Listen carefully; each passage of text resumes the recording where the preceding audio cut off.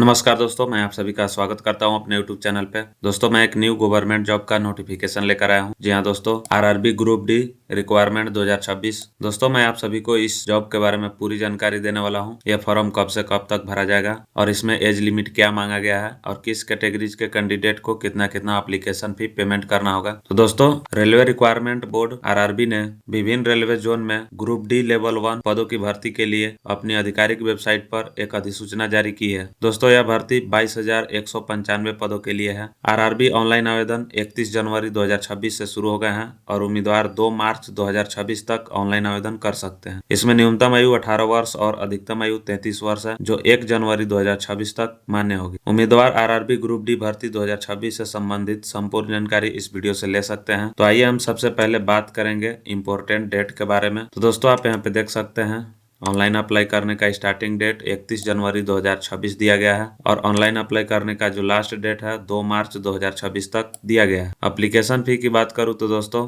General OBC categories के candidate को मात्र 500 रुपए एप्लीकेशन फी लगने वाले हैं और SC ST EBC female transgender categories के कैंडिडेट को मात्र 250 रुपए एप्लीकेशन फी लगेंगे। एप्लीकेशन फी पेमेंट करने का लास्ट डेट दोस्तों 4 मार्च 2026 तक दिया गया है। दोस्तों, आप सभी अपना अपना एप्लीकेशन फी पेमेंट करने के लिए debit card, credit card, internet banking, IMPS, cash card या मोबाइल वॉलेट किसी का भी उपयोग कर अपना अपना एप्लीकेशन फी पेमेंट कर सकते हैं। दोस्तों, अगर आपको फॉर्म भरने में कुछ गलती हो जाता है तो आप उसे करेक्शन कर सुधार सकते हैं। जी हाँ दोस्तों, इसके लिए डेट दिया गया है 5 मार्च से 14 मार्च 2026 तक। दोस्तों, सभी कैटेगरीज के कैंडिडेट को एप्लीकेशन फी कितना कितना रिफंड किया जाएगा, हम इसके बारे में भी आप सभी को बता देते हैं। दोस्तों, CBT में उपस्थित होने के बाद जनरल OBC कैटेगरीज के कैंडिडेट को मात्र 400 रुपए एप्लीकेशन शुल्क लौटा दिए जाएंगे और SC ST EBC female transgender categories के कैंडिडेट को मात्र 250 रुपए एप्लीकेशन शुल्क रिफंड किए जाएंगे। दोस्तों, सभी कैटेगरीज के कैंडिडेट के लिए न्यूनतम आयु 18 वर्ष दिया गया है और अधिकतम आयु 33 वर्ष दिया गया है, जो 1 जनवरी 2026 तक मान्य होगी। दोस्तों,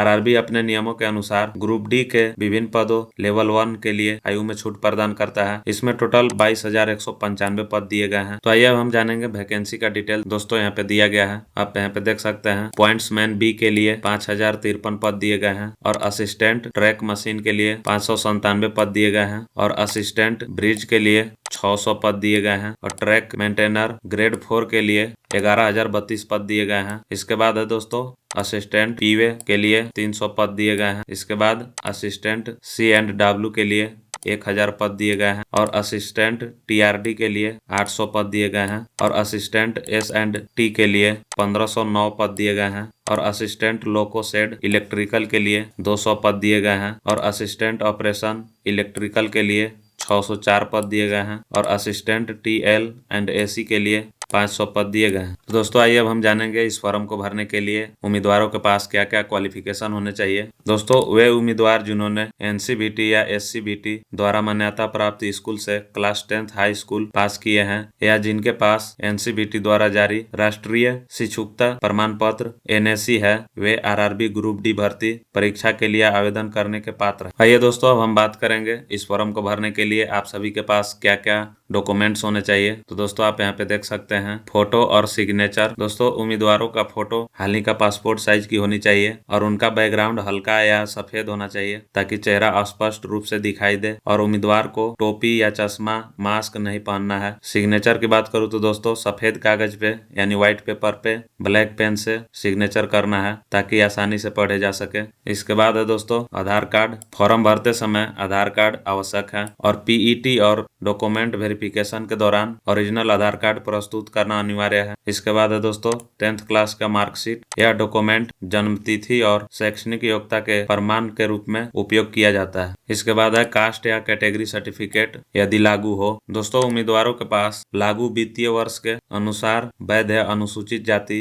या अनुसूचित जनजाति प्रमाण पत्र, अन्य पिछड़ा वर्ग OBC प्रमाण पत्र या EWS प्रमाण पत्र होना चाहिए। प्रमाण पत्र सरकार द्वारा निर्धारित प्रारूप रूप में जारी किया गया होना चाहिए। इसके बाद है दोस्तों PWD डिसेबिलिटी सर्टिफिकेट यदि लागू हो तो, यानी दिव्यांगता प्रमाण पत्र। दोस्तों उम्मीदवारों के पास किसी अधिकृत चिकित्सक बोर्ड द्वारा जारी किया गया बेंचमार्क विकलांगता प्रमाण पत्र होना चाहिए, जिसमें विकलांगता का प्रतिशत स्पष्ट रूप से उल्लेखित हो। इसके बाद है पूर्व सैनिक प्रमाण पत्र यानी एक्स सर्विसमैन सर्टिफिकेट यदि लागू हो तो। दोस्तों उम्मीदवारों के पास वैध डिस्चार्ज बुक या सेवा प्रमाण पत्र होना चाहिए, जिसमें सेवा की अवधि स्पष्ट रूप से उल्लिखित हो। इसके बाद है बैंक अकाउंट डिटेल। तो दोस्तों उम्मीदवारों को अकाउंट होल्डर नाम, अकाउंट नंबर और IFSC कोड प्रदान करना होगा, जो शुल्क वापसी या भविष्य के भुगतानों के लिए आवश्यक है। इसके बाद है डोमेसियल या एड्रेस प्रूफ मांगे जाने पर यह जरूरी है। यदि आवश्यक हो तो उम्मीदवारों को अपने अस्थायी और पत्राचार पते के विवरण के साथ साथ राज्य निवास प्रमाण पत्र भी प्रदान करना पड़ सकता है। दोस्तों अन्य उपयोगी डॉक्यूमेंट के बारे में भी मैं बता देता हूँ।